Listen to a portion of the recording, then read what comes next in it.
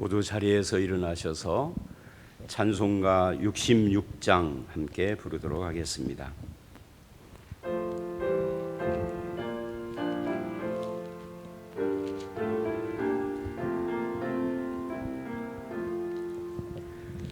더 감사드리세 온 마음을 주께 바쳐 그 섭리 놀라워 온 세상 기뻐하네 예부터 주신 복 한없는 그 사랑 선물로 주시네 이제와 영원히 사랑의 하나님 언제나 함께 계셔 기쁨과 평화에 복 내려 주옵소서 몸과 맘 병들 때 은혜로 지키사 이 세상 악에서 구하여 주소서 감사와 찬송을 다 주께 드리어라 저 높은 곳에서 다스리시는 주님 영원한 하나님 다 경배하여라 전에도 이제도 장래도 영원히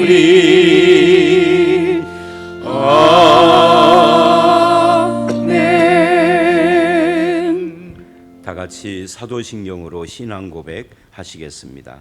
전능하사 천지를 만드신 하나님 아버지를 내가 믿사오며 그 외아들 우리 주 예수 그리스도를 믿사오니 이는 성령으로 잉태하사 동정녀 마리아에게 나시고 본디오 빌라도에게 고난을 받으사 십자가에 못 박혀 죽으시고 장사한 지 사흘 만에 죽은 자 가운데서 다시 살아나시며 하늘에 오르사 전능하신 하나님 우편에 앉아 계시다가 저리로서 산 자와 죽은 자를 심판하러 오시리라.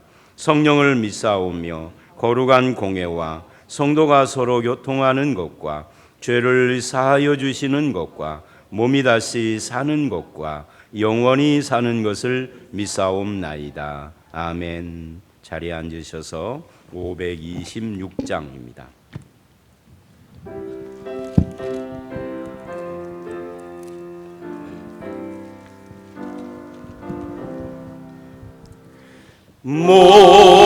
목마른 자들아 다 이리 오라 이곳에 좋은 샘 흐르도다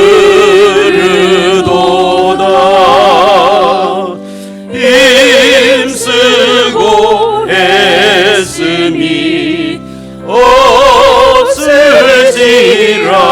없을지라도 이 샘에 오면 다 마시겠네 이 샘에 솟는 물 강같이 흘러 온 천하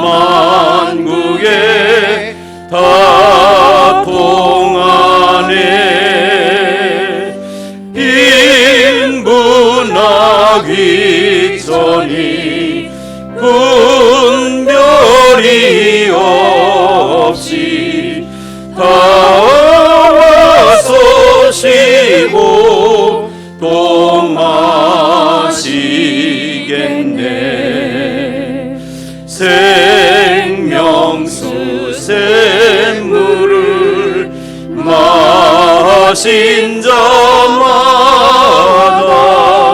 목 다시 마르지 아니하고 속에서 솟아나 생수가 되어 영원히 솟아 늘 풍성하네. 이 샘의 이름은 생명의 샘물 저수정빛같이 늘 맑도다. 어린 양 보좌가 근원이 되어 생명수 샘이 늘 그치지 않네. 김현 장로님 기도하시겠습니다.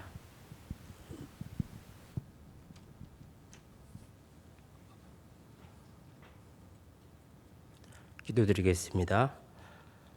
어떠한 상황 속에서도 변함없이 우리를 사랑하시는 거룩하신 하나님, 기쁘고 복된 주일에 온 마음과 힘을 다해 감사와 찬양과 영광을 돌려드립니다. 끝나지 않은 코로나19로 인해 지난 한 주간도 이 땅의 모든 백성들이 두려움과 공포와 고통 속에서 힘든 나날을 보냈습니다. 어려움 속에서도 우리 성도들을 지켜 보호하여 주시고 인도하심으로 오늘도 각 가정과 주어진 여건과 삶의 현장에서 영상을 통해 예배를 드릴 수 있게 은혜 주신 또한 감사드립니다. 예배는 항상 예배당에 모여서 드려야 한다고 생각했던 우리의 생각을 더 성숙하게 하셔서 매주 부르는 찬양의 가사처럼 내가 걸어갈 때 길이 되고 살아갈 때 삶이 되는 그곳에서 주님이 부르신 그곳에서라면 어떠한 곳, 어떠한 상황에서든 예배하는 성도들이 되게 하옵소서. 진리와 사랑으로 지어진 우리 교회가 모든 성도들이 매일 말씀을 읽고 듣고 묵상의 삶을 통해 성숙한 그리스도인으로 항상 가정 같은 교회, 꿈과 사랑이 있는 교회, 날마다 행복한 교회로 하나님을 기쁘시게 하며 어느 곳에 있든지 참된 예배자로 살게 하여 주시옵소서. 코로나19 예방과 방역 및 치료에 애쓰는 모든 관계자분들을 위로하시고 또한 건강하게 하시며 대통령을 비롯하여 지난 15일에 선출된 국회의원들이 국민의 신뢰 속에 당면한 여러 과제와 떨어진 경제를 회복시키고 깨끗한 정치와 건전한 사회 문화가 형성되기를 소망하며 이 고통과 어려움이 속히 종료되어 이 땅의 모든 백성들이 일상생활로 회복되기를 간절히 기도드립니다. 사회적 거리두기로 비록 몸은 멀리 하더라도 성도와 성도 간의 관심과 사랑이 넘치며 주님께 향한 믿음은 한 걸음 더 나아가는 우리 성도들이 되기를 원하오며 이제 5월 5일 이후부터는 지금의 추세라면 저희들이 5월 10일부터 지역별로 나누어서 예배당에서 모여 성도들이 예배를 드리기를 원합니다. 또한 성경 공부를 저희들이 예정하고 있는데 이제 이런 모든 계획들이 잘 진행될 수 있도록 더 이상의 확진자가 나오지 않기를 간절히 기도드립니다. 원화업기는 영아부로부터 시작하여 청년부, 대학부에 이르기까지 교육부서에 있는 사랑하는 자녀들을 주일 예배와 매일 묵상의 삶을 통해 신앙이 흔들리지 않기를 기도합니다. 학교에서 영상으로 이루어지는 학습에도 잘 적응하게 하시며 지혜와 믿음으로 성장하는 우리 학생들 되게 하여 주시옵소서. 오늘도 말씀을 전하기 위해 세우신 목사님을 붙들어 주시며 성령의 능력으로 함께 하시어 오직 진리의 말씀을 선포케 하시며 말씀을 듣는 모든 성도들이 듣고 깨닫고 은혜를 받아 삶에 적용하며 한중한 건강한 삶을 살게 하여 주시옵소서. 모든 것 감사드리며 우리 주 예수 그리스도의 이름으로 기도드리옵나이다. 아멘.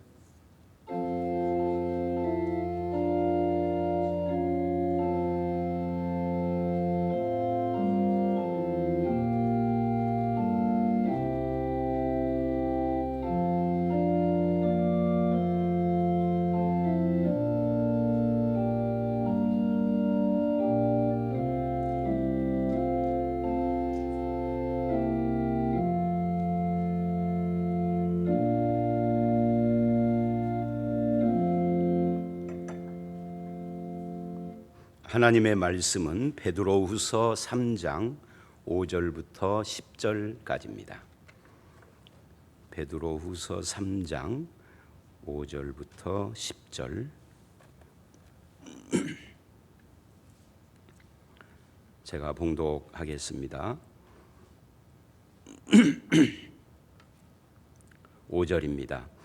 이는 하늘이 예적부터 있는 것과 땅이 물에서 나와 물로 성립된 것도 하나님의 말씀으로 된 것을 그들이 일부러 잊으려 함이로다. 이로 말미암아 그때 세상은 물이 넘침으로 멸망하였으되 이제 하늘과 땅은 그 동일한 말씀으로 불사르기 위하여 보호하신 바 되어 경건하지 아니한 사람들의 심판과 멸망의 날까지 보존하여 두신 것이니라. 사랑하는 자들아, 주께는 하루가 천년 같고 천년이 하루 같다는 이 한 가지를 잊지 말라. 주의 약속은 어떤 이들이 더디다고 생각하는 것 같이 더딘 것이 아니라 오직 주께서는 너희를 대하여 오래 참으사 아무도 멸망하지 아니하고 다 회개하기에 이르기를 원하시느니라. 그러나 주의 날이 도둑같이 오리니 그날에는 하늘이 큰 소리로 떠나가고 물질이 뜨거운 불에 풀어지고 땅과 그 중에 있는 모든 일이 드러나리로다. 아멘. 이제 코로나19 사태가 조금씩 진정되어 가고 있습니다. 그러나 이 시점에서 우리는 이 코로나 때문에 드러난 한국 교회와 목회자들의 민낯이 있음을 짚어봐야 합니다.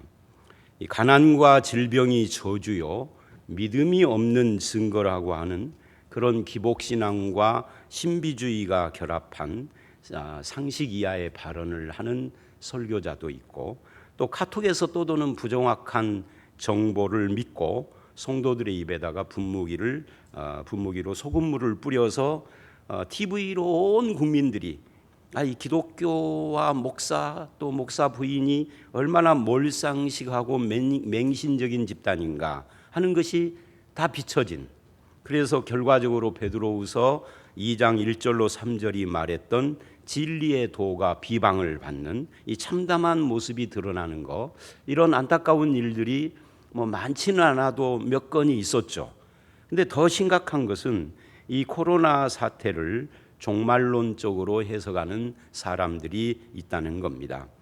부산의 모 교회의 윤모 목사는 이 코로나 사태가 대환란의 그림자요 맛보기라고 하면서 7년 대환란의 후 3년 반이 되면 예배를 못 드리고 666 짐승의 표가 없으면 사고 파는 매매를 못하게 한다라고 하면서 주민등록 번호를 제시해야 약국에서 마스크를 살 수 있게 한 이 마스크 오브제가 이 가장 낮은 단계의 666이다. 이것이 발전해서 666이 되는 것이다. 이렇게 설교를 했어요. 코로나19 사태가 요한계시록에 나오는 일곱인 일곱나팔 일곱 대접으로 이어지는 대환란의 전초고, 그리고 대환란을 준비하라는 하나님의 경고의 음성이다라는 거죠.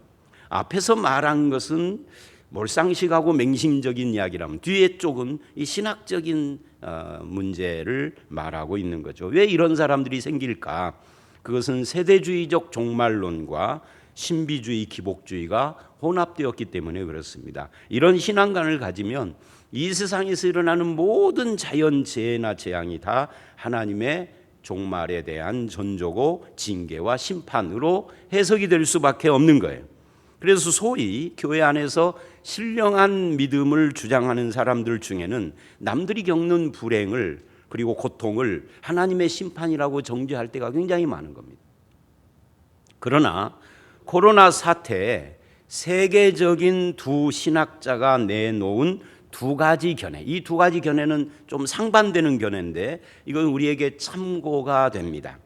먼저 영국 성공회의 톰 라이트는 지난 29일 날 미국 타임지에 기독교는 코로나19에 해답을 주지 않는다, 그렇게 하지 말아야 한다라는 제목의 글을 기고했습니다. 이렇게 이야기를 했어요. 요약을 하면 어리석은 이들은 하나님이 이런 일을 허용하는 이유가 처벌이나 경고, 표적이라고 말할 것이지만 희망 없이 기다리는 게 유일한 충고라면 어떻게 할 것인가? 라고 하면서 하나님이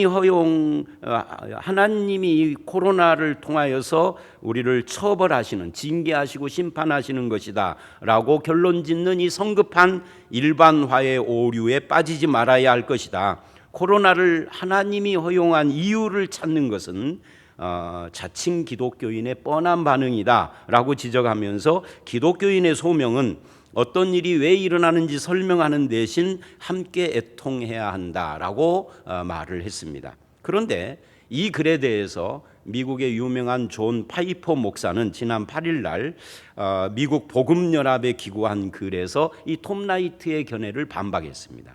이렇게 반박을 했습니다. 모든 일에는 이유가 있고 하나님은 이를 알고 계십니다. 그분의 일을 이해하고자 성경을 펼치는 것은 어리석은 일이 아닙니다. 코로나19가 하나님의 심판이라고 성급하게 결론을 내리면 안 된다는 것과 함께 애통해야 된다라는 것에는 이 파이퍼가 동의를 하지만 기독교인의 삶에서 희망 없이 기다리는 순간은 없다라고 하면서 하나님이 하는 일을 알고자 성경을 펼치는 것은 결코 어리석은 일이 아니다라고 반박을 한 겁니다. 그리고 이어서 이렇게 말을 했습니다. 모든 사람은 마음 깊은 곳에서 설명을 간구하며 이와 관련해 성경의 도움을 청한다면서 성경은 매우 크고 풍부한 내용이 담긴 책이다. 우리에게 이 세상에서 하나님이 무엇을 하시는지 알려주는 지혜와 통찰력을 준다. 다만 코로나 상황에서 하나님이 10억 가지 일을 하고 있는 건 분명한데 그 일의 99.99%를 우리가 알지 못할 뿐이다. 이렇게 말을 했어요. 저는 이 톰 라이트의 말 중에서 코로나19 사태가 하나님의 처벌이라고 결론 지으면 안 된다는 말에 동의를 하고 누군가를 정죄하기 전에 함께 애통해야 된다는 것에도 동의합니다. 이것은 세월호 문제하고도 연결돼 있어요. 이런 견해는. 그런데 또 톰 라이트의 말에 좀 동의할 수 없는 것은 존 파이퍼의 지적처럼 희망 없이 기다려야 한다거나 하나님의 일하심을 알기 위해 성경 펼치는 것이 어리석다라는 말에는 동의하지 않습니다. 이것은 이 존 파이퍼의 교내가 옳다라고 저는 생각을 합니다. 특히 파이퍼가 기독교인의 삶에 희망 없이 기다리는 순간은 없다면서 성경은 하나님에 관한 지혜와 통찰력을 준다는 말에 저는 200% 동의를 합니다.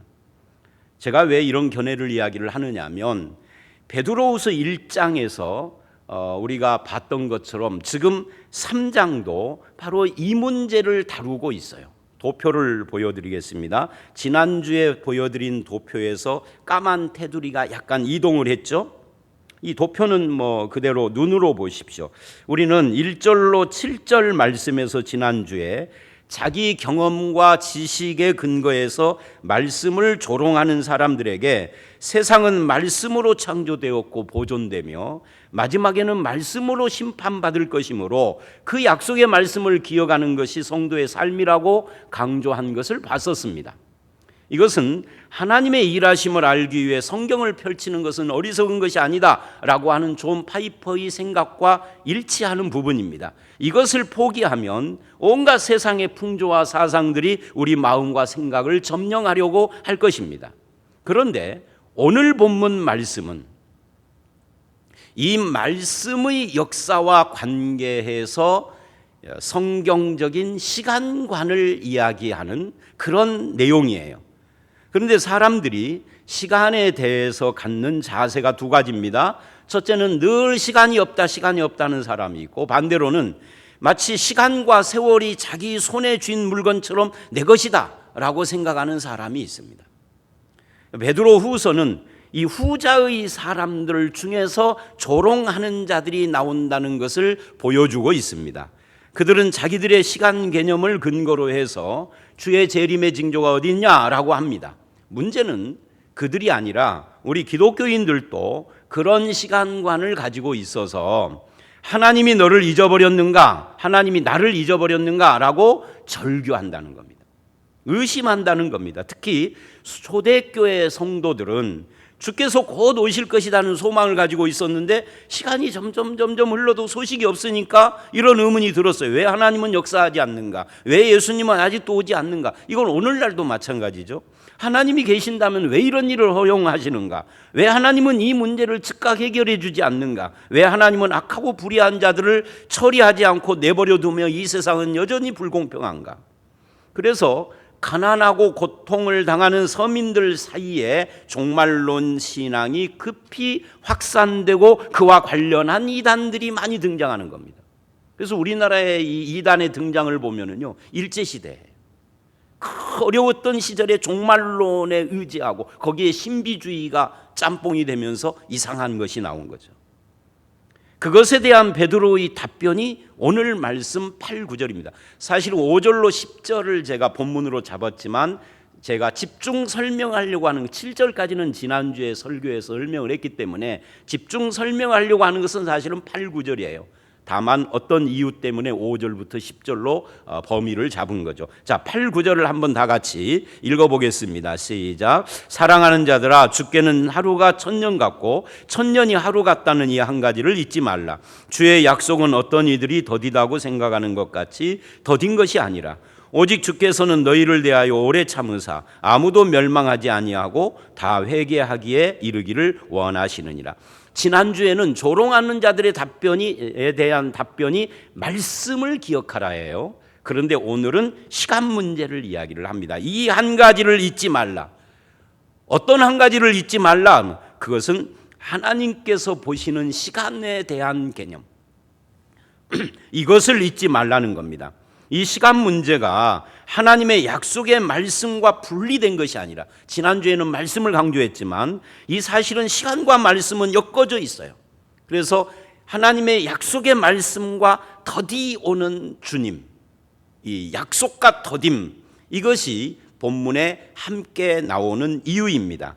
어떤 이들이 더디다고 생각하지만 하나님과 우리는 시간 계산법이 다르다는 걸 잊지 말라.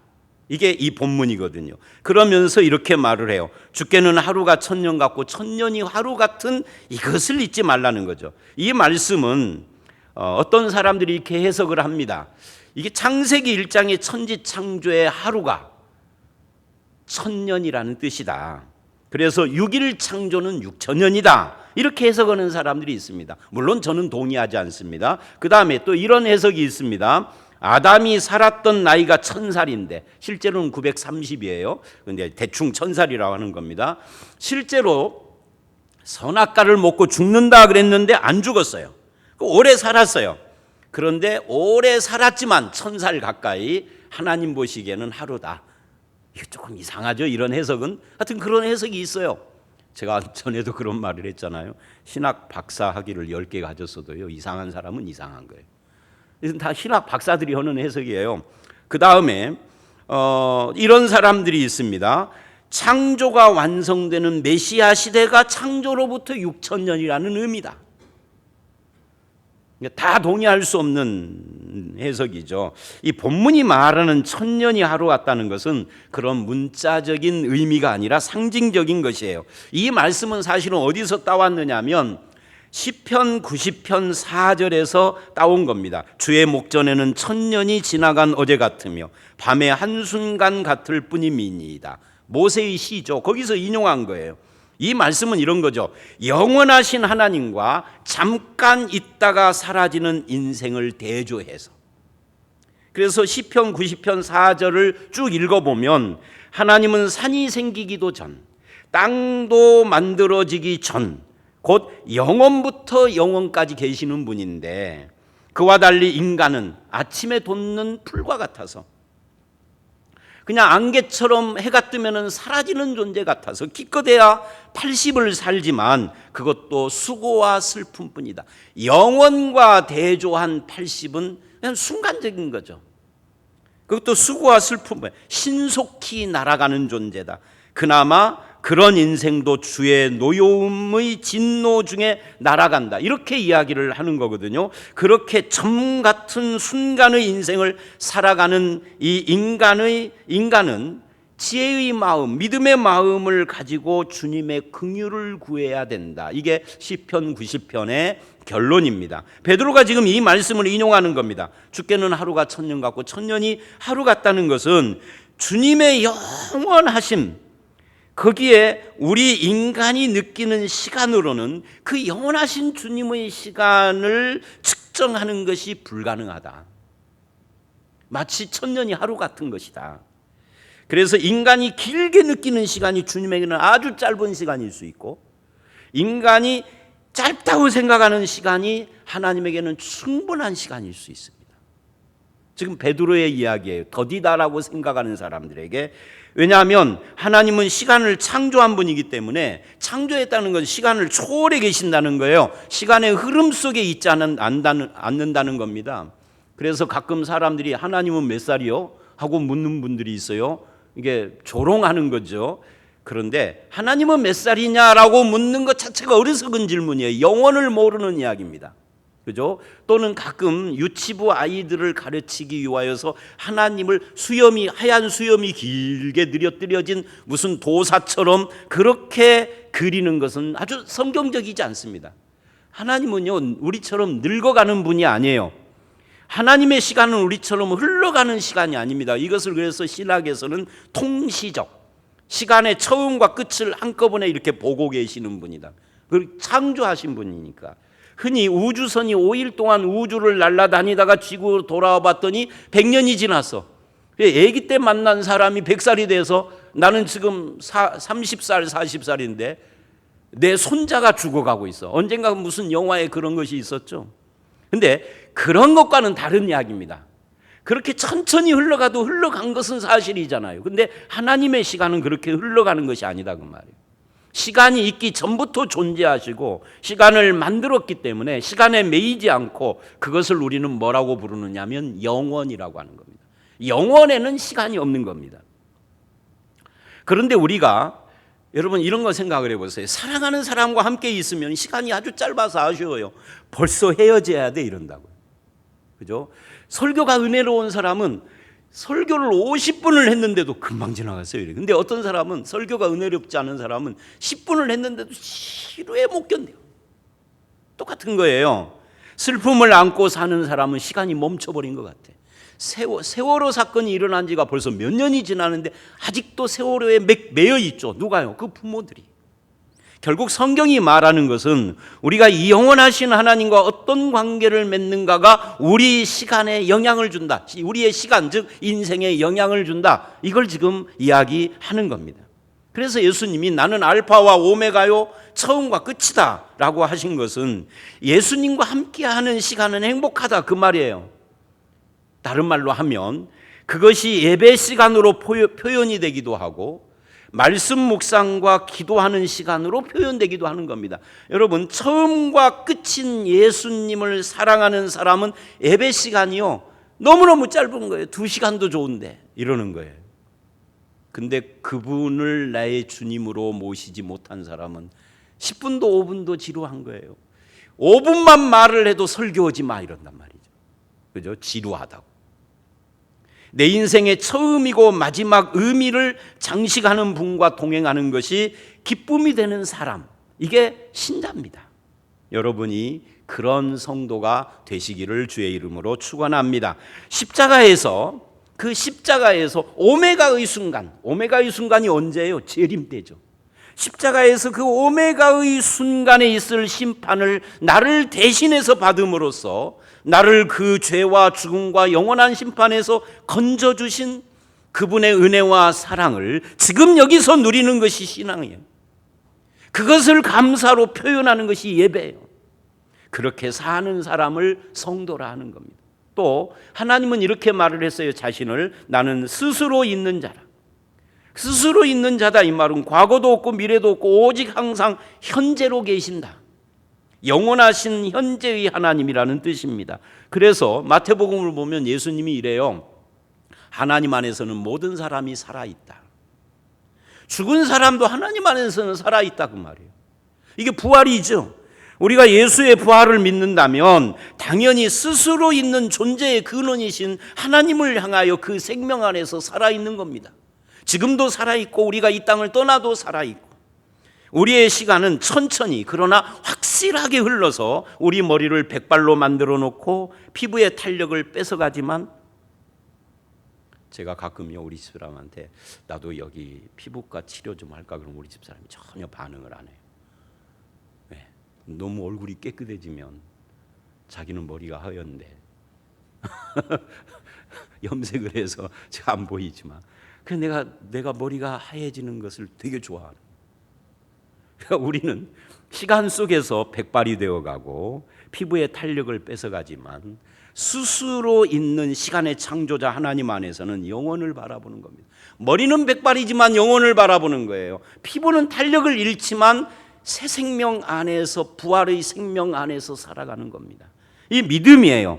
한편 시간을 창조하신 하나님은 즉 시간 역사 안에서 활동하시고 이 역사 시간을 움직이는 분이에요. 그런데 이 하나님은 이 역사를 움직이고 시간을 움직일 때 어떻게 움직이느냐 하면 명확한 계획을 가지고 이걸 뭐라고 그래요? 주권적 섭리라고 하는 겁니다. 천지를 창조하신 것도 계획 속에서 한 거예요. 그냥 되는 대로 한 게 아닙니다. 인간이 범죄했을 때는 마치 하나님이 간섭하지 않고 간섭을 중단하신 것처럼 보이지만 갈라디아서 4장 4절은 뭐라고 말을 하면은 이렇게 말을 해요. 때가 참해.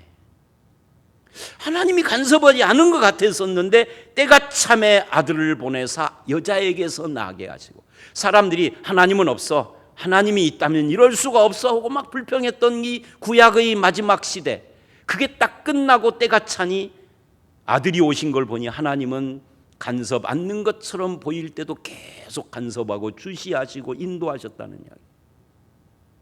이게 성경 전체의 맥입니다. 이 때가 참회가. 그래서 우리는 그 하나님의 주권적인 뜻과 섭리를 확신하며 살아야 합니다. 언제요? 코로나19 때도 우리 인생이 괴롭고 고통스러울 때도 문제가 있을 때도 또 어떤 사람들은 이 하나님의 계획표 그 때와 시기가 언젠가를 알기 위하여서 고민을 합니다. 그리고 뭐 그 중에는 나는 알았네 하고 나타나는 이단도 있습니다. 그건 오해입니다. 하나님의 뜻과 계획은요 내가 알아야 되는 문제가 아닙니다. 그 대신에 우리가 힘써야 할 것은 하나님의 뜻과 계획이 있고 시기가 있고 섭리가 있다는 것을 믿기 때문에 하나님 앞에 어떻게 살아야 하는가를 고민해야 하는 겁니다. 그 때와 시기가 언제냐가 아니라 그래서 어떻게 살아야 하느냐를 고민하는 완전히 방향이 다른 거예요. 성경이 말하는 건 후자입니다. 하나님이 함께하고 안 하고의 문제는 모두 다 우리의 삶의 모습 속에서 달라지기 때문에 예를 들면 창세기 6장 3절을 보면 하나님께서 노아 시대의 사람들의 타락한 모습을 보면서 이렇게 말씀을 하십니다. 나의 신이 영원히 사람과 함께하지 아니하리라. 왜 그러느냐 하면 그 당시 사람들이 너무 타락에 물들어 있어. 죄와 타락에. 그래서 사람 지으셨음을 한탄하셨다 그래요. 또 창세기 15장 16절을 보면 아브라함에게 가나안 땅을 주시겠다고 약속을 하시는데 그런데 아직 실제로는 주지 않는 이유가 뭐냐? 약속만 하고 실제로는 주지 않는 그 이유를 이렇게 말을 해요. 아직 아모리 족속의 죄악이 관영하지 아니함이라. 하나님의 계획 때가 있다 그 말이죠. 그렇다면 우리가 해요. 그때가 언제입니까? 이게 아니라 쓸데없이 종말의 때와 기한을 알려고 이상한 짓을 하는 것이 아니라 이건 천사도 모르고 아들도 모른다고 하신 때와 기한은 아버지께 맡겨놓고 그 대신에 우리는 그 하나님 보시기에 합당한 삶을 살기를 애쓰고 최선을 다해야 하는 거죠. 그걸 일컬어 신앙생활이라고 하는 겁니다. 때를 알기 위하여 쫓아가는 게 신앙생활을 하는 것이 아닌 거예요. 그런 의미에서 이 시간의 문제는 인간의 영적 도덕적인 상황의 문제고 복음의 문제인 겁니다. 그것이 하나님의 시간 역사 계획표 상에서 활동하는 원칙이에요. 그러므로 우리는 세상의 영적 도덕적 상태에 관심을 갖고 나는 지금 어느 시점에 와 있는가, 나의 영적인 상태는 어떤 것인가를 살펴봐야 하는 거죠. 그러면 이런 질문이 나옵니다. 왜 하나님은 이 세상에서 일어나는 수많은 일들, 특히 그 비극과 고통을 허락하시고 내버려 두시는 것처럼 보이는 겁니까?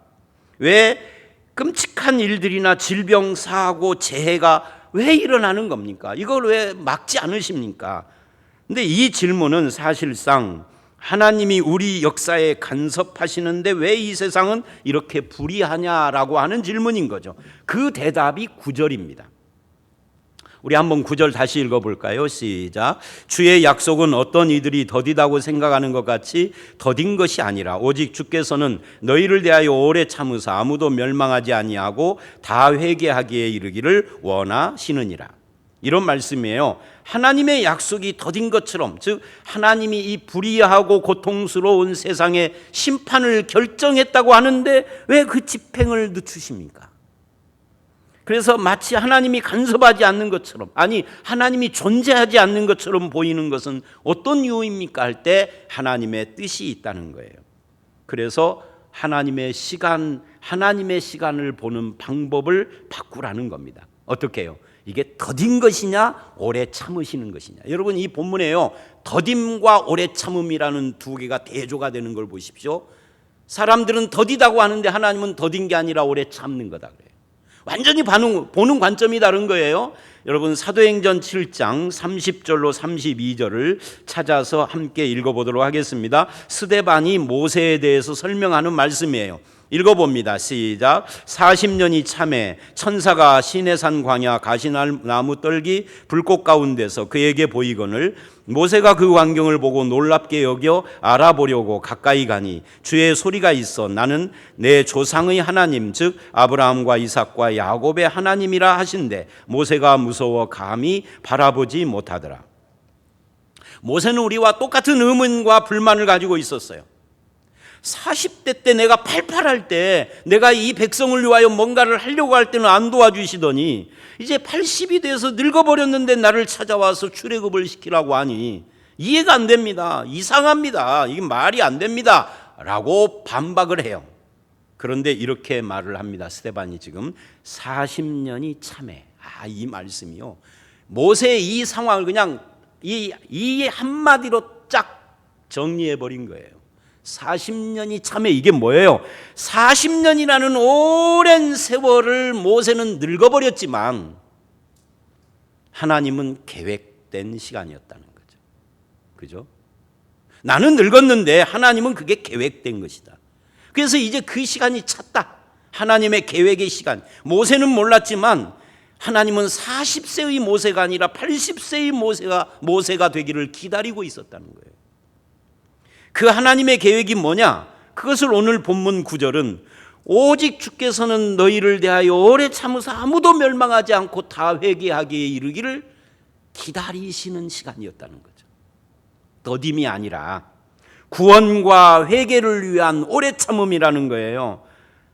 이게 하나님의 계획이고 방법이라는 거예요. 세상을 향한 이해하기 어려운 말씀입니다. 그래서 많은 신학자들이 이 구절을 가지고 만민구원설이냐 제한속죄설이냐고 싸워요. 물론 저는 제한속죄설 쪽입니다. 칼빈주의니까. 그러나 이 본문 자체는 만민구원설, 제한속죄설 이런 것이 아닙니다. 초점이 전혀 잘못된 거예요. 조직신학으로 가면 성경을 엉터리로 볼 가능성이 많아. 성경신학으로 보면 절대 그게 아닌데도 자, 신학적인 건 그렇고 이 본문은요 제한속죄냐 만민구원이냐가 아니라 하나님의 마음입니다. 하나님의 마음이 뭐냐? 아무도 멸망하지 않고 구원받는 거다. 이걸 우리가 뭐라고 그래요? 은혜라고 하는 겁니다. 이걸 사랑이라고 하는 겁니다. 하나님은 죄인과 불신자들의 멸망을 결코 기뻐하지 않습니다. 다 회개하고 구원받기를 원하십니다. 마태복음 18장 12절로 14절을 찾아보십시오. 이것과 관련된 예수님의 말씀이에요. 읽어봅니다. 시작. 너희 생각에는 어떠하냐? 만일 어떤 사람이 양 100마리가 있는데 그 중에 하나가 길을 잃었으면 그 99마리를 산에 두고 가서 길 잃은 양을 찾지 않겠느냐? 진실로 너희에게 이르노니 만일 찾으면 길을 잃지 아니한 99마리보다 이것을 더 기뻐하리라. 이와 같이 이 작은 자 중에 하나라도 잃는 것은 하늘에 계신 너희 아버지의 뜻이 아니니라. 앞에 6절로 10절을 보면 작은 자 중에 하나를 실족시키는 것이 얼마나 무서운 일인가를 지적하신 뒤에 이걸 말하는 거예요. 99마리의 양보다 잃어버린 한 마리가 더 귀하다고. 그죠? 인간의 계산으로는 이게 답이 안 나오는 거예요. 한 마리 오고 99마리 중에 어느 쪽을 택하려면 99마리죠, 당연히. 우리는 큰 자를 중심으로 생각하고 99이라는 많은 수를 생각하지만 예수님과 하늘아버지는 작은 자를 중심으로 생각하고 99보다는 한 마리 양에게 관심을 갖는 분이에요. 이게 오래 참으시는, 더디게 보이시는 하나님의 계획이고 마음이고, 그 마음이 저와 여러분을 구원한 거예요.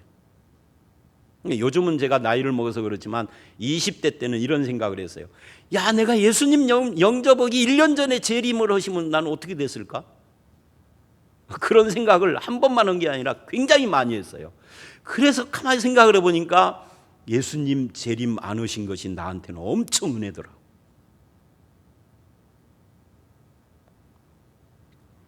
노아의 홍수가 120년이 지연된 이유가 무엇이냐? 그것을 성경은 약속의 더딤이 아니라, 즉 하나님이 세상에 관심이 없고 역사하지 않아서가 아니라 오래 참고 자비롭고 긍휼이 풍성하심 때문에 120년을 지연시킨 거다. 구약의 이 하나님의 오래 참음의 마음이 굉장히 잘 나타납니다. 그 중에 대표적인 게 이 야곱이죠. 남의 발뒤꿈치를 잡는 그 못된 사기꾼 같은 그 버릇과 성품이 100살이 가까운데도 안 고쳐지는 거예요, 야곱이. 그러면 하나님이 한 80까지 좀 하다가 90 먹어서도 안 고쳐지니까 요거 그냥 뺨따기 한 개 때리고 가버리지. 안 그러죠. 야곱이 돌이킬 때까지 끝까지 떠나지 않고 그를 쫓으십니다. 그래서 야곱이 아닌 에서의 입장에서 보면 더딘 것처럼 느껴. 저놈 저 야가 빠진 놈 그냥 어떻게 하시지, 더디게. 근데 야곱의 입장에서는 오래 참아주신, 그게 은혜죠. 그게 복이죠.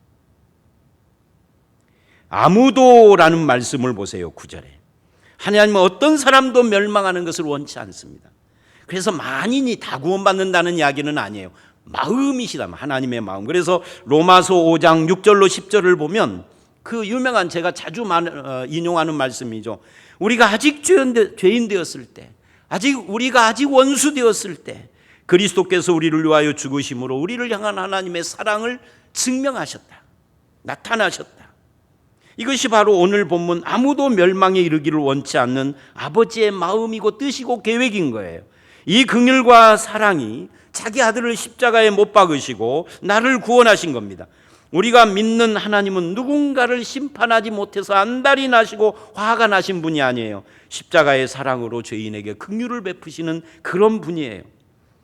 창세기 6장의 노아 시대를 보면 하나님이 죄에 대해서 한탄하고 근심하는데, 그것은 인간이 고집을 하며 죄를 버리지 않고, 그래서 더 이상 아무런 권면이나 경고를 듣지 않을 만큼 완고해져서 그 죄의 결과가 돌이킬 수 없는 치명적인 것으로 가득 차 있기 때문에 홍수를 보냈다는 이야기예요. 하나님을 그것을 즐거워해서가 아니에요. 하나님 우리가 죄에서 돌이켜 구원받기를 원하는 겁니다. 그런 의미에서 인간은 죄 때문에 망하는 사람은 아무도 없습니다. 죄를 회개하지 않아서 망하는 거죠. 심판을요, 죄 때문에 심판받는 게 아니에요. 그 죄를 회개치 않아서 심판받는 거예요. 하나님은 다 회개하기에 이른다. 그래서 어떤 교수가 이렇게 이 본문을 이야기를 했어요. 하나님은 우리를 잊으신 적이 없습니다. 인간이 하나님을 잊은 겁니다. 하나님은 우리를 기다리지 않은 적이 없습니다. 인간이 하나님을 떠나 도망간 겁니다. 하나님은 우리를 등지고 도망가는, 하나님을 등지고 도망가는 사람들의 등에도 따뜻한 햇살을 비추고 계십니다. 뭐 하려고? 돌아오라고. 자, 그러면 남은 이야기는 이제 우리가 어떻게 살아야 하느냐 하는 문제죠. 자, 이것 때문에 제가 5절부터 10절이라고 본문을 넓게 잡은 거예요. 5절서부터 10절이 아니라 10절을 포함한 문단인 14절까지를 보면 세 가지 시간이 등장을 합니다. 우리 한번 화면을 통해서 확인을 해봅니다. 5절로 6절은 과거의 옛 세상입니다. 눈으로 읽으십시오. 7절을 보십시오. 5절로 7절은 지난주에 했던 이야기죠. 이것은 현재의 세상입니다. 현재 우리가 사는 이 하늘과 땅이 보호하신 바 되고 보존하여 두신 것이다. 과거의 옛 세상은 말씀으로 창조했고, 그리고 10절부터 14절입니다. 우리 10절은 아까 읽었는데 한번 10절하고 13, 14절 읽어봅니다. 시작. 그러나 주의 날이 도둑같이 오리니 그날에는 하늘이 큰 소리로 떠나가고 물질이 뜨거운 불에 풀어지고 땅과 그 중에 있는 모든 일이 드러나리로다. 이 말씀은 다음 주에 해석을 할 거예요. 오늘은 시간만 볼 겁니다. 13절 시작. 우리는 그의 약속대로 의가 있는 곳인 새 하늘과 새 땅을 바라보도다. 그러므로 사랑하는 자들아 너희가 이것을 바라보나니 주 앞에서 점도 없고 흠도 없이 평강 가운데 나타나기를 힘쓰라. 이것은 미래의 세상인 새 하늘과 새 땅입니다. 그래서 5절로 7절에 옛 세상의 창조와 현재 세상의 보존을 이야기하고 10절로 14절에 미래 세상의 심판 사이에 오늘 본문 8, 9절이 있는 거예요. 인간의 시간과 다른 하나님의 시간이 오늘 본문에 나온 거죠. 더디다고 불평하는 그런 사람들에게 더딤이 아니라 약속의 말씀으로 오래 참으시는 문제다라고 말하는 겁니다. 자, 그래서 5절로 14절을 도표로 그려보면 이렇게 그릴 수가 있습니다. 옛세상이 말씀으로 창조됐죠. 물의 넘침으로 멸망했습니다. 현재의 하늘과 땅은 동일한 말씀으로 심판받을 때까지 뭐 하는 거예요? 심판이 핵심이 아니라 보존된다는 겁니다. 이게 노아의 언약이에요. 그러므로 세상을 보존하고 유지하고 붙드는 것은 하나님의 말씀입니다. 지난주의 설교의 핵심이었죠. 그런데 옛 세상에서도 조롱하는 자들은 말씀으로 된 것을 일부러 잊으려고 했고, 현 세상에서도 조롱하는 자들은 약속의 말씀으로 보존 유지되는 것을 부정합니다. 그리고 이제 10절로 14절은 미래의 세상입니다. 미래의 어느 날 주의 심판의 날이 올 것입니다. 세상을 불로 정화할 것입니다. 의가 있는 새하늘과 새 땅이 임하게 될 것입니다. 그런데 조롱하는 자들은 그 불로 심판한다는 약속의 말씀을 조롱합니다. 시간 때문에 그렇습니다. 더디다고, 안 계신다고. 그럼 우리는 어떻게 살 것인가 하는 이야기입니다. 이 한 가지를 잊지 말라고 8, 9절에 말씀을 하시면서 말씀을 붙들라고 합니다. 그리고 13절로 1절로 13절을 보면 너희가 어떤 사람이 되어야 마땅하냐.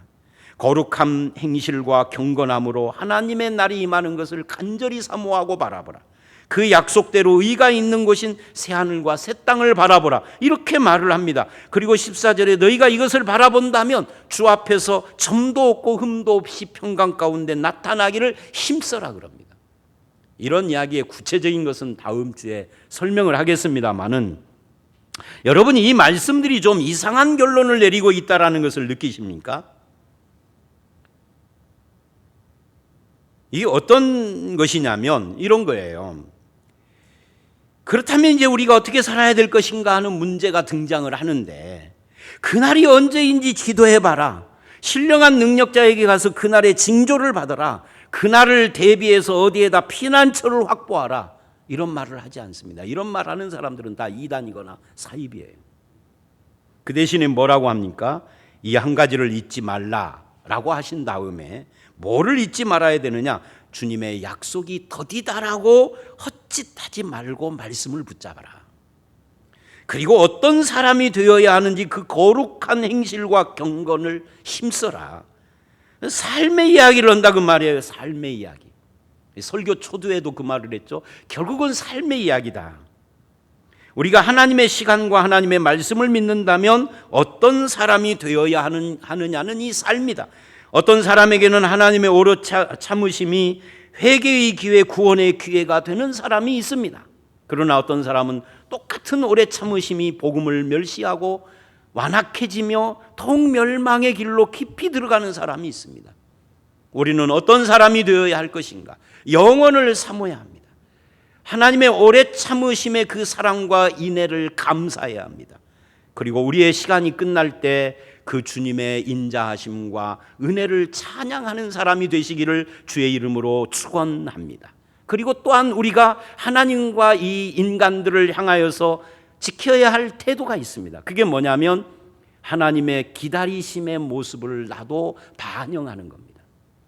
천년이 하루 같고 하루가 천년같이 간절한 마음으로 우리를 기다리시는 하나님.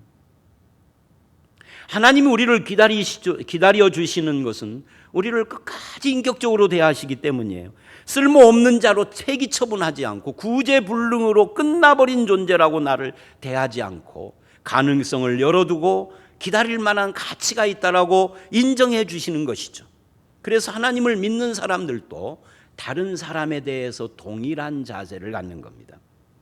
어떤 부부를 보면 내가 30년을 참았는데 이제는 못 참겠다고 항원 이혼을 하죠. 왜요? 이제는 뭐 퇴직 다 했겠다. 기다릴 것이 없어진 거예요. 기다려봤자 싹이 노란데 그렇게 생각을 하는 겁니다. 근데 그렇게 말하는 것은 상대방에 대한 인격 모독이죠. 너는 싹시 노란 자다 하는 것이죠. 30년 살아봤더니 너는 싹시 노래. 하나님은 나를 80년 참아주셨는데. 우리하고 다르죠? 그래서 부부는 어떤 일이 있어도 너한테 실망했어 이런 말 잘하지 않아야 합니다. 너에게 절망했어 이런 말 하지 않아야 됩니다. 왜? 그게 마지막 말이니까. 그 대신에 나는 아직도 너를 기다린다. 나는 아직도 너에 대해서 기대를 하고 있다.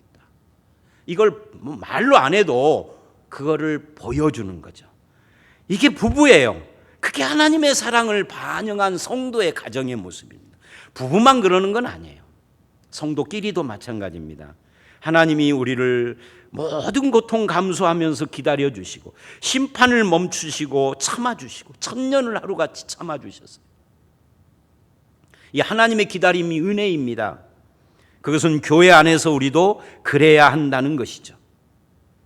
가끔 보면은요, 요즘은 아이들이 다 커버려서 재미가 없어졌는데 우리 외손자인 현우, 현성이를 보면 어렸을 때 그냥 저만 만나면 올라타고 막 베개로 때리고 뭐 막 몸을 칭칭 갖고 막 주먹질을 하고 난리를 합니다. 아마 모르는 사람이 봤으면 저놈들이 어떤 놈들인데 저렇게 뭐라 그럴까 무례하게 저렇게 버르장머리 없이 저럴까라고 모르는 사람이 봤으면 그럴 거예요. 그 사람이 나한테 질문했다고 치십시다. 아니 누군데 당신은 할아버지가 돼가지고 이 어린 놈들을 이렇게 그냥 놔둡니까? 이 무례한 놈들을. 그러면 저는 이렇게 말을 하죠. 아니 쟤네들은 지금 이게 지금 어린 놈이 나이 먹은 할아버지를 때린다 이 마음을 이게 이런 걸 모르는 거예요. 심지어 뭐 우리 애들은 그렇게는 안 했지만 뭐 이놈 저놈이라고 해도 그 3살짜리는 이놈 저놈이 뭔 말인지도 모르는 겁니다. 그러면 어떻게 해야 되겠어요? 어른은 물론 가르쳐도 줘야 되겠지만 그 전에 그 참아주고 기다려주는 거죠. 근데요 걔네들이 초등학생이 되니까 더 이상 안 해요. 그렇게 유치부 때까지는 그러더니 근데 더 이상 그렇게 안 하니까 재미가 없어. 차고 때리고 막 그냥 올라타고 막 귀찮게 오고 막 한번 놀기 시작하면 1시간 이상을 그러거든요. 안 쉬고 얼마나 힘든지 몰라요. 근데 그 시절이 지나니까 하나도 재미가 없는 거예요. 기다려주면 애들이 다 바뀝니다. 하나님 우리를 기다려준 이유가 거기에 있는 거죠. 그 뜻을 알 때까지 신앙의 철이 날 때까지 그걸 즉각적으로 심판을 해야 되나요? 기다려줘야 하는 거죠. 그것이 하나님 사랑이죠. 딜레이, 지연시켜주는 것이죠.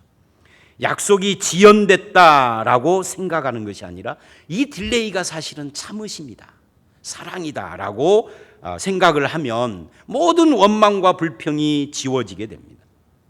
유명한 일화가 있어요. 아브라함 링컨, 에이브러홈이라고 그러죠. 아브라함 링컨이 대통령으로 있을 때 그가 가끔씩 출석했던 워싱턴의 뉴욕 에비뉴 교회라는 곳에 출석을 했는데 그 교회 담임이 조셉 목사라는 사람이었답니다. 어느 날 아브라함 링컨이 이렇게 펴놓은 성경책을 우연히 보게 됐대요. 그래서 이제 대통령의 성경책이니까 대통령이 없으니까 이렇게 떠들다가 깜짝 놀랐대요. 어떤 한 페이지에 눈물 자국에다가 손으로 이렇게 만져가지고 그 한 구절만 닳고 달았더래. 그래서 뭔가 하고 봤더니 시편 37편 7절 여호와 앞에 잠잠하고 참아 기다리라 이 구절이더라. 귀한 말씀이죠. 이것은 그가 수없이 그 말씀을 읽고 그 읽으면서 눈물을 흘리고 그랬다는 거 아니에요.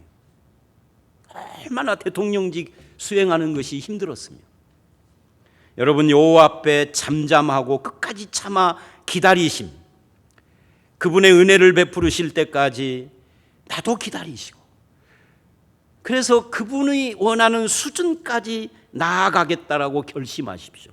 그리고 그 기다림을 안다면 나도 누군가를 기다려주고 오래 참아주고 은혜를 베풀어주고, 내 은혜가 아니라 하나님의 은혜가 그에게 부어지는 것을 바라보는 거죠. 그렇게 하면 아무도 멸망에 이르지 않기를 원하는 하나님의 뜻이 이루어질 겁니다. 그러기까지 우리는 하나님의 지혜와 하나님의 말씀과 하나님의 시간에 복종을 해야 할 것입니다. 내가 기다리는 것이 아무리 더디고 오래 너무 지루해도 하나님에게는 천년이 하루 같다 하는 말씀을 가지고, 하나님도 나를 이렇게 기다려 주셨지 라고 하는 말씀을 마음을 가지고 하나님의 때를 향하여, 그때는 모든 것이 이해될 테니까 하나님을 기다리는 사람이 되고 하나님의 마음을 가지고 사람을 기다려주는 그런 성도의 삶을 살아가는 저와 여러분들이 다 되시기를 주의 이름으로 축원합니다. 함께 기도하겠습니다. 하나님 아버지, 그렇습니다. 주님께서 오래 참으심은 더딘 것이 아니고 하나님의 사랑의 표현이고, 천년이 하루같이 하루가 천년같이 우리를 사랑하고 긍휼을 베풀어 주시는 주님의 마음의 반영이라는 것을 알았습니다. 그것이 우리에게 십자가의 은혜가 되어졌고 우리의 구원이 됐으며 회개의 기회가 됐음을 또한 감사합니다. 이제는 그런 하나님 앞에서 어떻게 살아야 할 것인가를 고민하게 하시고, 거룩한 행실과 경건한 마음으로 살게 하시고, 주님의 그 기다리심을 믿음으로 바라보며 나도 닮아가는 삶을 살게 하여 주셔서 내 입술이 변하고 내 마음이 변하고 삶의 자세가 변하고, 가정에서는 부부가 부모 자식과 형제가 서로를 참아주고 기다려주고 소망을 품을 뿐만 아니라 교회에서는 믿음의 형제가 서로를 그렇게 대하게 하시며, 세상 속에 나아가서도 하나님의 이 마음과 그런 말씀이 내 삶과 언행을 통하여서 반영되는 삶을 살아갈 수 있도록 우리와 함께하여 주시옵소서. 예수님 이름으로 기도드렸사옵나이다. 아멘. 찬송가 452장입니다.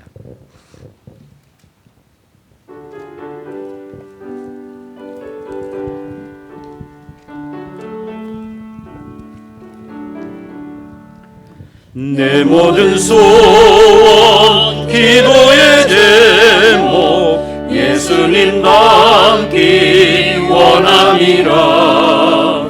예수님 형상 나 입기 위해 세상에 보아 끼잖네.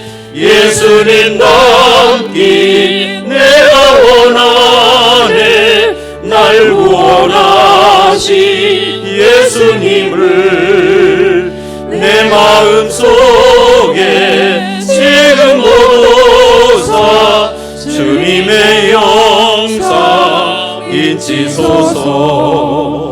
무한한 사랑 풍성한 긍휼 슬픈 자 위로 하시는 주. 길 잃은 죄인 부르는 예수 그 형상 담게 하옵소서. 예수님 닮기 내가 원하네. 날 구원하신 예수님을 내 마음속에 지금 보도사 주님의 영상 인치소서.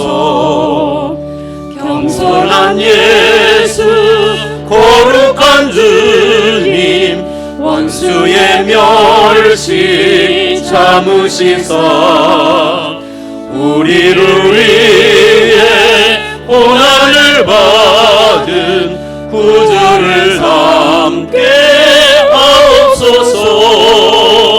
예수님 닮기 내가 원하네. 날 구원하신 예수님을 내 마음속에 지금 고도사 주님의 영상 인치소서. 기도하겠습니다. 하나님 아버지 감사합니다. 우리를 향하여 오래 참으심 그 자비가 십자가에서 나를 구원하시고 우리가 회개하여 주의 백성이 되게 하신 것을 감사합니다. 하나님의 말씀과 하나님의 시간에 대하여서 우리가 분명한 자세를 갖게 하시고 우리도 그 하나님의 마음과 그 은혜로 구원받아 싸운즉 주님의 마음 성품을 닮아 살게 하여 주시옵소서. 오늘 또 거룩한 날, 비록 주님 예배당에 함께 모이지 못했으나 영상으로 예배드리는 곳곳과 성도들의 처소에서 하나님 함께 하시며 이 예배의 영광을 받아주시옵고 우리에게 한량없는 은혜를 베풀어 주시되 오래 참으시는 십자가의 은혜와 사랑을 깊이 깨닫고 감사하는 성도가 되게 하여 주시옵소서. 오늘 또 그 은혜와 사랑을 깨달아서 주님 앞에 나올 때 우리의 몸과 마음, 시간, 정성 물질을 드렸습니다. 주일헌금이나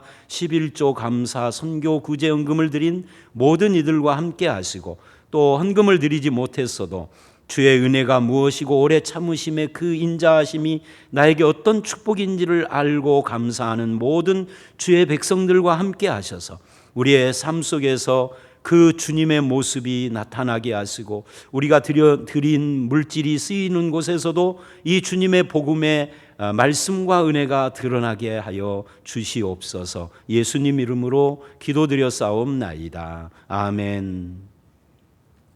광고 말씀 드리겠습니다.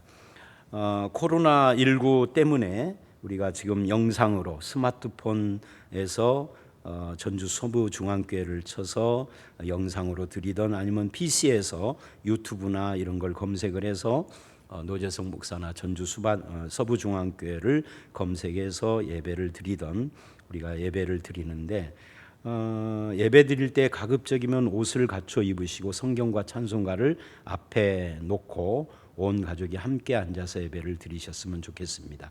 그리고 이제 헌금 방법은 매주 말을 했기 때문에 제가 말을 않고 그냥 화면으로 이렇게 이따가 띄워드리도록 하겠습니다.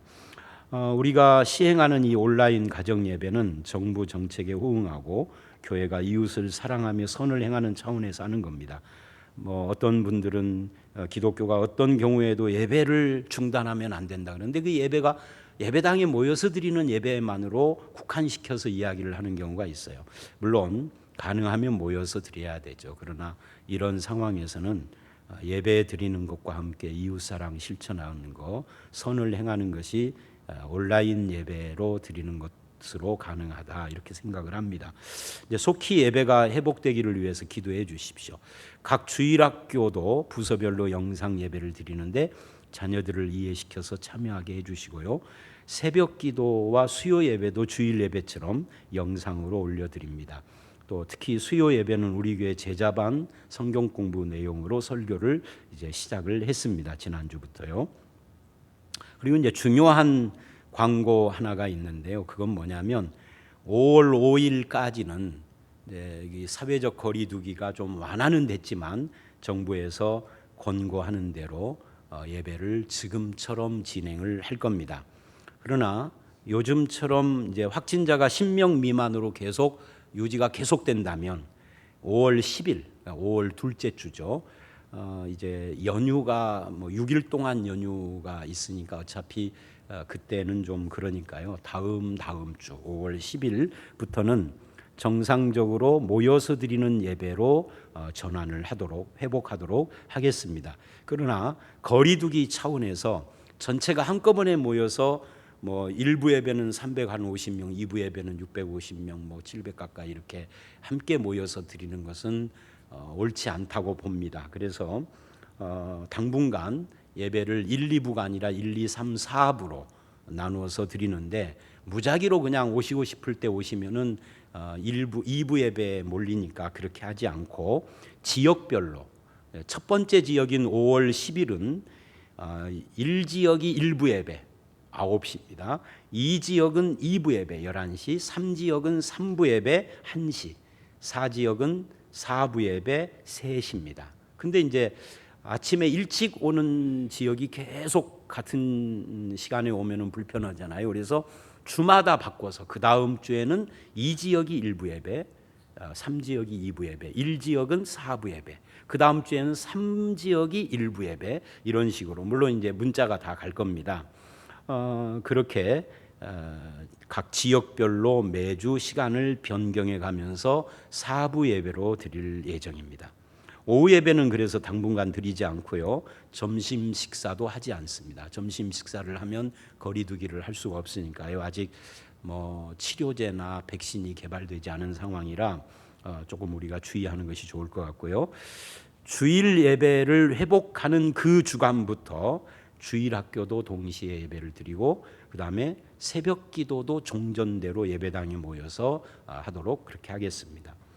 또 예배 시간에는 이제 다 같이 모이는데 지금 예배당에다가 앉는 자리를 한 자리에 3명, 그 다음 자리에는 2명, 그러니까 2명, 3명, 2명, 3명으로 쫙 해서 260 몇 석을 지금 만들어 놨거든요. 우리가 떨어져서 앉으시라는 거죠.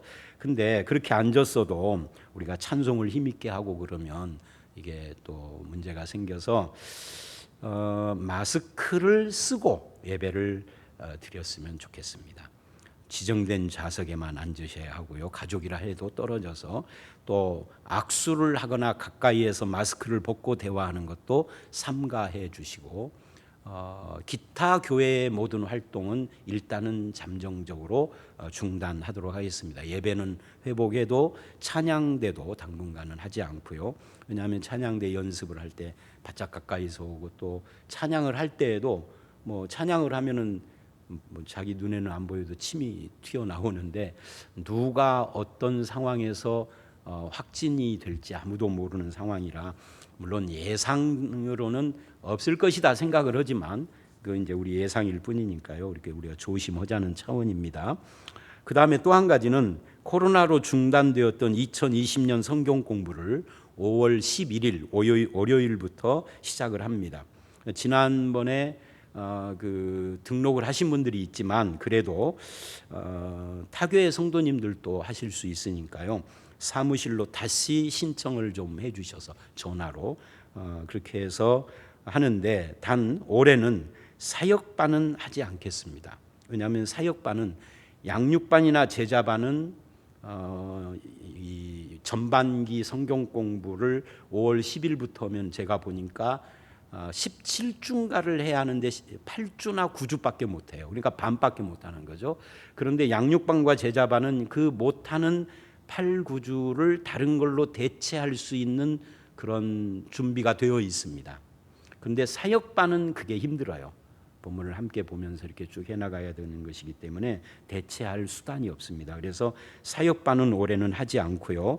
양육반은 화요일 오전 10시, 월요일 저녁 7시 30분, 제자반은 화요일 오전 10시, 화요일 저녁 7시 30분 해서 양육반과 제자반만 5월 11일부터 시작을 합니다.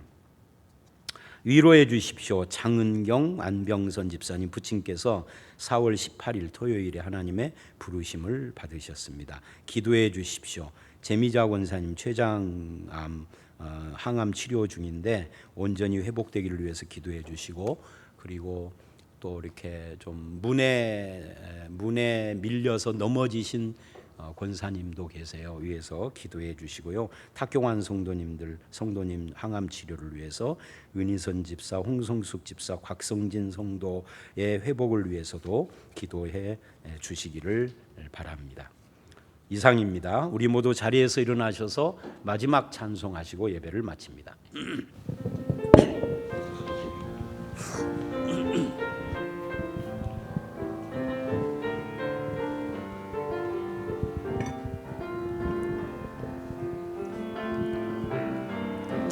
따스한 성령님 마음으로 보내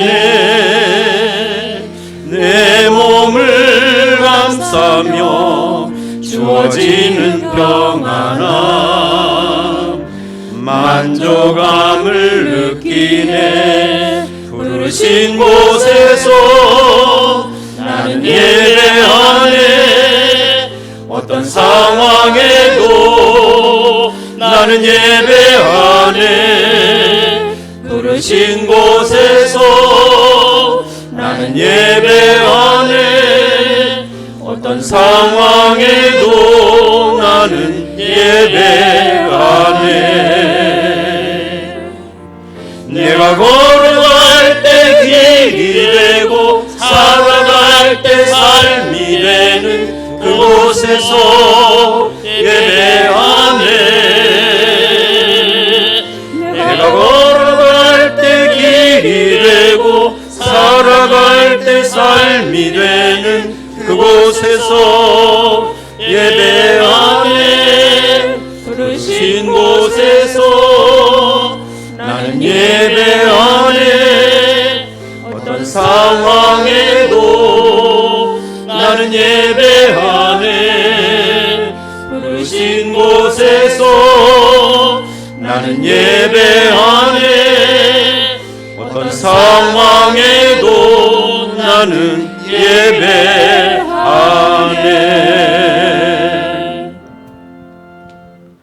이제는 우리 주 예수 그리스도의 은혜와 아버지 하나님의 극진하신 사랑과 성령의 교통하심이 천년이 하루 같고 하루가 천년 같으신 주님의 그 구원을 위한 마음, 우리를 기다리시고 오래 참으시는 그 마음, 모두가 회개하고 거룩함과 경건함으로 주님의 뜻을 따라서 주님을 본받고 배우는 삶에 이르기를 원하시는 그 마음을 내 가슴에 품고 그리 살기를 결심하며 내려가는 모든 주의 백성들 머리 위에와 저들 가정과 교회 위에 이제로부터 영원토록 함께 있을지어다. 아멘.